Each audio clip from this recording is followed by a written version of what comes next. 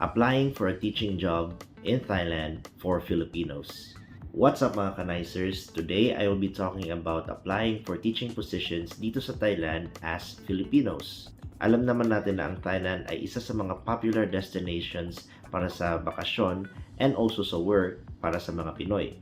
Most of the Filipinos I know are working as teachers in schools and or language centers. There are also other jobs for Filipinos pero that's not the topic of this video.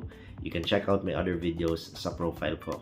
Sa videong ito, I'll be sharing yung mga things na dapat nyong i-comply para kayo ay makapag-work dito sa Thailand as teachers. First, remember, we are considered non-NES or NNES. Ibig sabihin nito, we are non-native English speakers. So when you are applying for teaching jobs, do not apply sa mga job posts na naghahanap ng mga NES or native English speakers. Kasi we are not considered native English speakers kahit na napakagaling nating mag-English.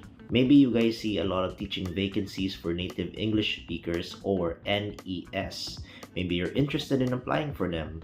Now, before we get on to the teaching requirements, let's clarify what NES really is. Here in Thailand, a native English speaker or an NES is generally classified as someone who holds a passport from the UK, USA, Canada, Australia, New Zealand, and Ireland. Sometimes people from South Africa are also considered NES. Filipinos hindi included sa listahan na iyon. Most job posts here in Thailand will specify if they need Filipinos or other nationalities for the position they are hiring for.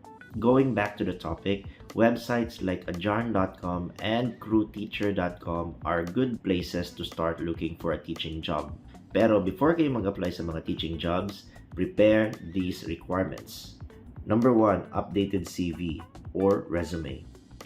Make sure updated ang iyong CV at resume with your latest job para alam ng mga HR ang experience mo. Number 2, apostille diploma and TOR. Make sure that you graduated in any 4-year degree course. This is very important. Hindi pwede ang 2 years lang or TESDA sa pag-a-apply nyo ng license and visa dito sa Thailand as teachers. This one is required for the visa. No degree, no visa. Number 3, teaching license in the Philippines. This is an added bonus. Not really important, but this can be your edge when you are applying for a teaching job. Number 4, certificates.